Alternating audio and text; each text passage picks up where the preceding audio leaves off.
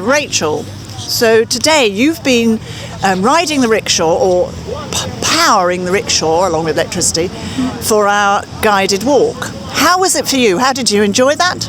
It was absolutely brilliant. So I did some trial runs first with another person, where there was just two of us, and we would, trying to actually understand, how it worked, because there's lots of buttons and levers and such like, and we kind of kept getting stuck, and I was like, oh no, what have I let myself into?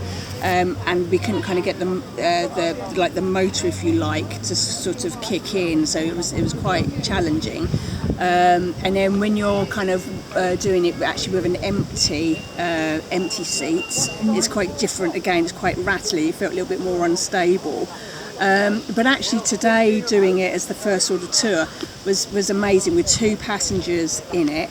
And it was just a nice slow pace, because we're talking and we're doing a tour, so you're not like pounding to get from A to B. It's just a really nice slow thing. So on all of it, I never came out of setting number 1 on the power setting, and I didn't come out of even gear number 2 or 3, because we were kind of going that slow.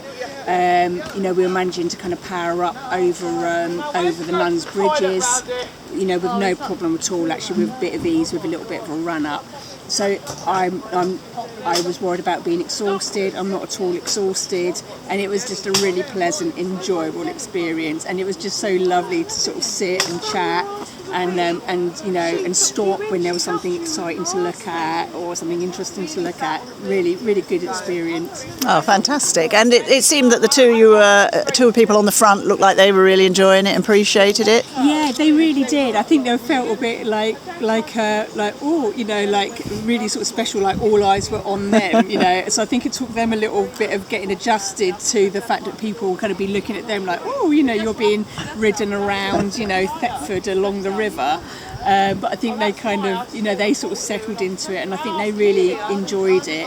And even they had an option of kind of getting off at Button Island and just walking around to the kiosk. But they said, no, actually, could you ride us around, which I did, and then we kind of rode other people around the car park that hadn't had a chance.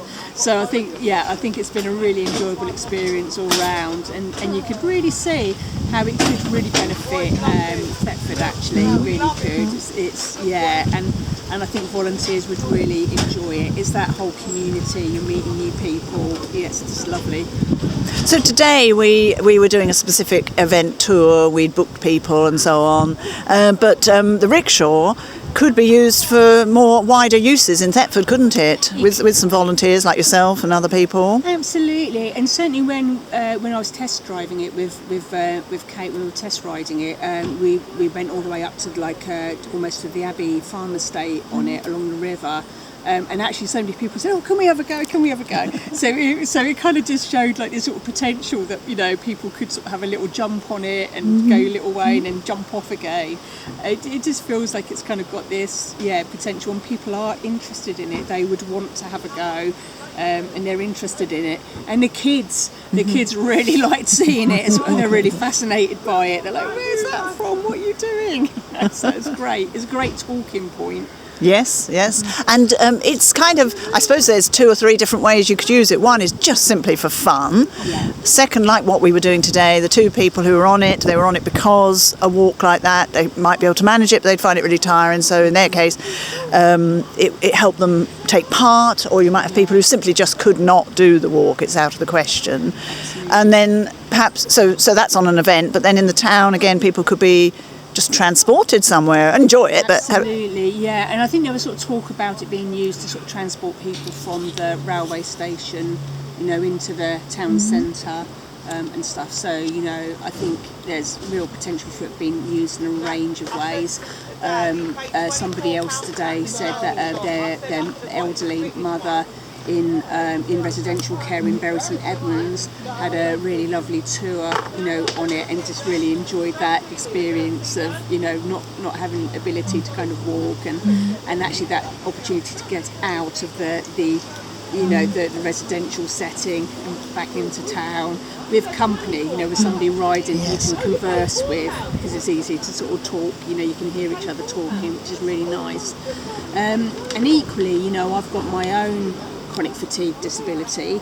So I was sort of anxious about whether I'd be able to do it because I can't ride a bike without that electrical assistance.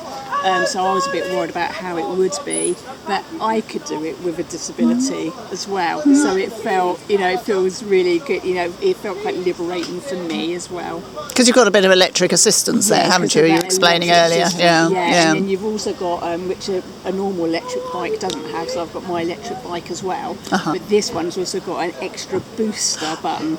So when it comes to a ramp, you put your thumb on the booster button, and it gives you a big boost up the hill, which is just brilliant. Really easy. And the sort of area we're covering, the battery would last long enough to do some trips and so on. It'd be really interesting to know how long those batteries would last. I don't know. And it's not, when you finished, it hadn't gone down too much at all. So you could have used more boost had you needed it. Exactly, if it's a little bit rougher, I didn't feel that I had to be careful about the battery usage. No, that's today. good.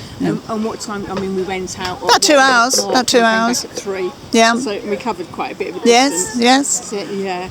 And so ongoing, if it was possible to do more in the town, whether it be for tourism or for disability, mobility, and so on, somebody who wanted to volunteer to do that. I mean, you've just explained how you've got chronic fatigue, and I know you have good days and bad days, don't you? Absolutely. Or somebody who's perhaps less strong or whatever, they could still do it. Still do it. See whether that is something that would work for you, and kind of give you that, perhaps that sort of former identity, So, my former identity is somebody that was quite fit, and I would cycle, quite a lot and do sort of cycle tours.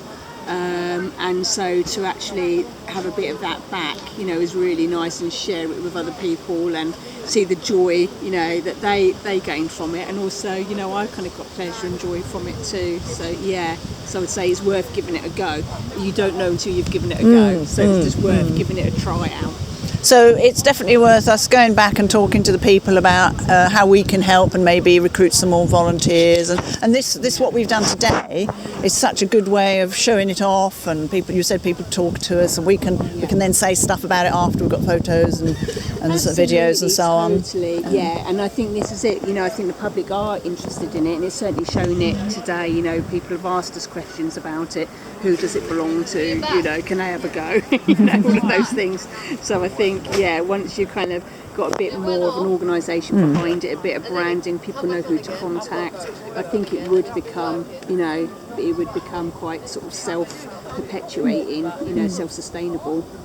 Great. So we've not only have we had a lovely guided walk and tour and ride, we've actually turned ourselves into a little bit of a pilot for using the rickshaw for something like that. So absolutely. Great. Thank you very much. No, that's Thank you. Okay. Thank you.